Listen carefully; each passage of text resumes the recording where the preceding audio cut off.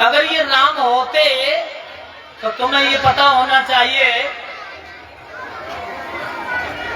ये राम होते तो सीता के स्वरूप में क्यों भटक रहे होते। बोले विश्वास करो ये राम है। तो उसी समय कहा सती ने, मैं इनकी परीक्षा ले लूं। बोले ले लो। तो सती जी सीता का रूप धारण करके जिस रास्ता से श्री राम आ रहे थे उसी रास्ता पर बैठ गए। राम जी ने वो रास्ता बदल दिया। समझ गए, सती मां हमारी परीक्षा ले रही है। राम जी ने दूसरा रास्ता पकड़ा, सती ने फिर दूसरा रास्ता बैठ गई।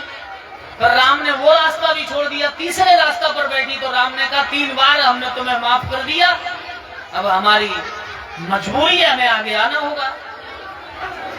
तो लक्ष्मण की नजर जैसे पड़ी तो लक्ष्मण ये कहना चाहते थे कि भैया भाभी कहना चाहते थे, लेकिन फिर राम ने एकदम मुंह से हाथ लगा दिया।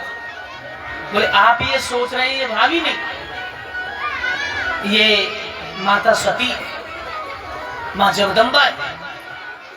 सती नाम यज्ञ में भस्म होने के, सती होने के बाद पड़ा, पहला इनका नाम जगदम्बा था।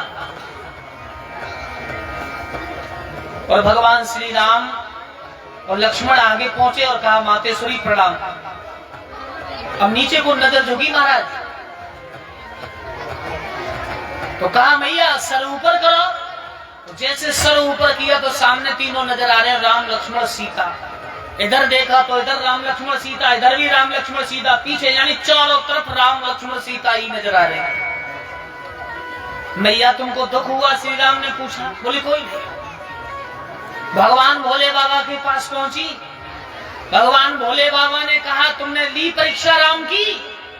तो झूठ बोली, मैंने परीक्षा नहीं ली।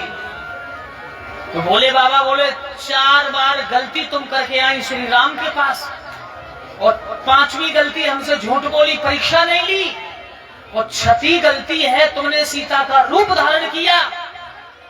अब मेरे बाहें अंगने मेरे सामने बैठ जाओ। सीता मेरी माँ है और तुमने सीता का रूप धारण किया है, तो तुम भी अब हमारी माँ हो गई, अब हमारी पत्नी नहीं है। सती को उसी समय भोले बाबा ने त्याग दिया। 88,000 वर्ष की समाधि में लीन हो गए भोले बाबा। और संपूर्ण काल के बाद जब आंख खुली तो राजा दक्ष ने एक यज्ञ की रचना की है जिसमें विमान जा रहे हैं, और विमानों से सती ने पूछा ये विमान कहां जा रहे हैं? तो भोले बाबा ने कहा तुम्हारे पिता के यहाँ यज्ञ रचा है, वहां जा रहे हैं। तो सती बोली उसी यज्ञ में मैं भी जाऊंगी। बोले हमारे पास कोई निमंत्रण नहीं आया, और बिना बुलाए जाने में सम्मान नहीं अपमान होता है, अब मत जाओ। भोले बाबा ने समझाया, लेकिन वो नहीं मानी महाराज। भोले बाबा बोले मैं ट्रेवल कम करो इसकी,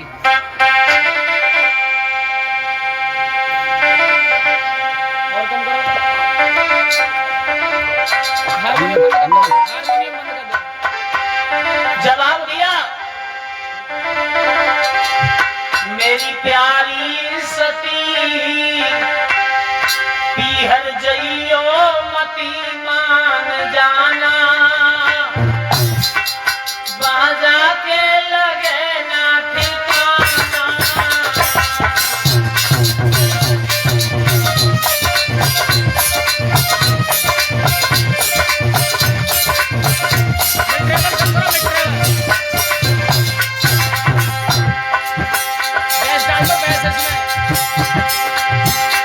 मेरी प्यारी सती पीहर जइयो मती मान जाना, बाजा के लगे ना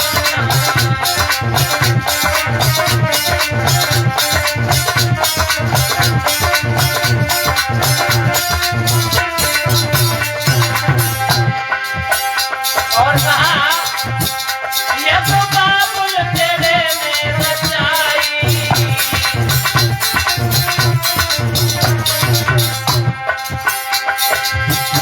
ये तो बाबुल तेरे में रचाई।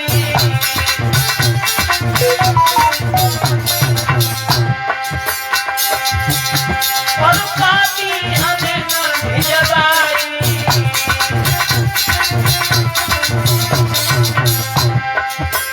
दुख है भारी हमें कैसे आज्ञा तुम्हें दे बताना, वहाँ जाके लगे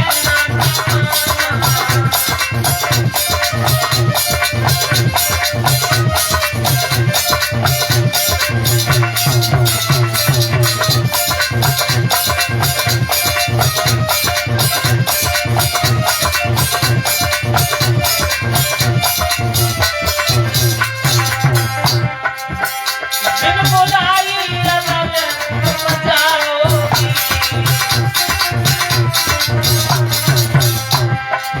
जवाब दिया बिन बुलाई रमन तुम जाओगी।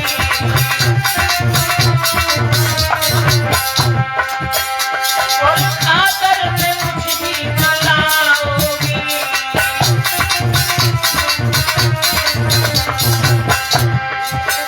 कैसे आज्ञा तुम्हें देंगे हमें बताना, वहाँ जाके लगेगा ठिकाना।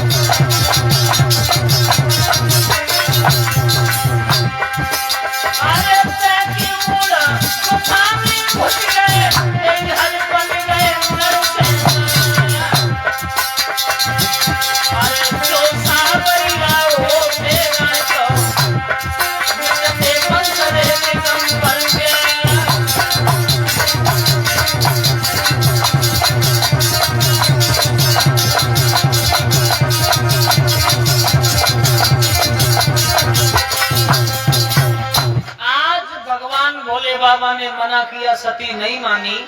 और जब नहीं मानी तो नादिया से कहा कि सती को लेकर के आप चले जाओ। नादिया पर सती बैठी और चली कहा मायके के लिए। लेकिन वहां यज्ञ की रचना हो रही थी, जिस यज्ञ की रचना में सबका स्थान है लेकिन भोले बाबा का कोई स्थान नहीं। पतिव्रता स्त्री न पति की बुराई कर सकती है न सुन सकती है। सब देवता अपने अपने स्थान पर बैठे, भोले बाबा का स्थान नहीं देखा। सती से दक्ष कहने लगा तू आ गई, तेरा पति वो भिखमंगा नंगा तो नहीं आया है। सोचने लगी ये कारण क्या हुआ। आगे चली तो संग की सहेलियां कहने लगी बहना देखो ये कैसी आ रही है, दूढ़े नादिया पे बैठी, इन पे कोई सवारी नहीं। एक बोली इनके घर में है, कहा नंगा है बिल्कुल, न चूल्हा न चाकी न सास ससुर। कुछ आगे बढ़ी, सोचा माँ से जाके मिलती हूँ। तो माँ ने कहा कल मुझे तू आ गई, अरे तुझे मेरे यहाँ क्यों आना था, वो तेरा पति तो नहीं आया जो महात्माओं की तरह मरघट में रहता है। सती ने कहा मेरा अपमान हुआ है, मेरे पति का कोई स्थान नहीं इस यज्ञ में, तो मैं जिंदा नहीं रहूंगी। और यज्ञ की पौड़ी पर सती खड़ी हुई और एकदम उस अग्नि कुंड में कूद गई। भगवान विष्णु का आदेश हुआ। भगवान विष्णु ने उसी समय अग्नि देवता को आदेश दिया कि हमारी माँ पर आंच ना आ जाए। पवन देव से कहा हमारे माँ के शरीर को ठंडा कर दो। अग्नि की लपटें आसमान को छू रही है पर सती का शरीर जला नहीं। नादिया ने देखा मैया यज्ञ में कूद के उपद्रव करना शुरू किया, नांदी ने युद्ध किया।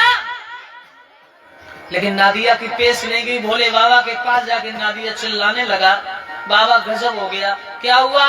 मैया सती यज्ञ में कूद गई। भगवान ने एक जटा को झटका दिया, वीरभद्र नाम का बालक पैदा किया। वीरभद्र ने कहा कहो कैसे याद किया। बोले यज्ञ का, दक्ष का यज्ञ में ध्वंस कर दो। वीरभद्र चला, भृगु ऋषि यज्ञ करा रहे थे, उनकी दाढ़ी को फेरा, फूसा देवता के दांतों को तोड़ा, राजा दक्ष की गर्दन को काट करके यज्ञ के हवाले कर दिया। ब्रह्मा विष्णु इंद्र कुबेर आदि देवता भाग खड़े हुए, सभी कैलाश पर पहुंचे। त्रायमान त्रायमान शरणागतम गच्छामि। भगवान ने जटाओं में फिर वीरभद्र को लिया है। सभी ने कहा वो यज्ञ था उसे पूर्ण कराओ। किसी शुभ कार्य को या प्रारंभ ना किया जाए, और प्रारंभ किया जाए तो उसे भली बात पूर्ण करो, उसे पूर्ण करो महाराज। जब ये कहा कि उसे पूर्ण करो तो उसी समय भगवान भोले बाबा डमरू लेके चले। भगवान ने कहा नंदी का श्राप है, इसके धड़ को हम नहीं लगा सकते। पूषा देवता के दांतों को सही किया, भ्रव की दाढ़ी को सही किया है भगवान ने। एक बकरा लाया गया, उस बकरे की गर्दन काट के राजा दक्ष के सर पर जोड़ी गई। ब्रह्मा जी ने कहा मूर्ख राजा, तू मेरा पुत्र है, तुझे जीवन दान दे दिया, अब तो प्रभु की शरण में चला जा। तो बम्ब कह करके भगवान के चरणों में गिर गया। जो फागन की तेरस पर बम्ब जो गाते हैं लोग, उसी दिन से शुभारंभ हुई और भगवान भोले बाबा के चरणों में गिर गया है कि सतगुर हमें ना विसारी और चाहिला लोग मिल जाए। बोलो तो भाई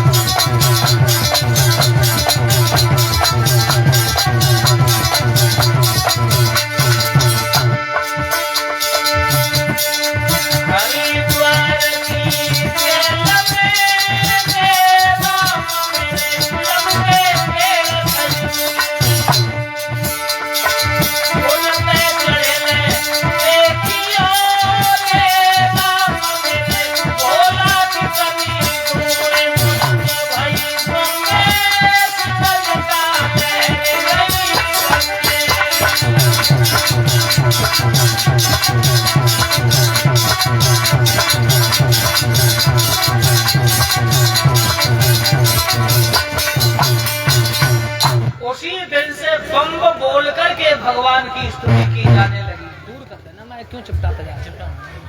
जिस समय बम्ब बोल करके भगवान को मनाया जाने लगा है, सती का शरीर जल चुका था। सती के शरीर को भगवान ने निकाला, कंधे पर डाल के तीनों लोकों में भगवान भागे। जहां जहां मातेश्वरी की हड्डियां टूट टूट के गिरी, वहीं पर देवियां प्रकट हो गई।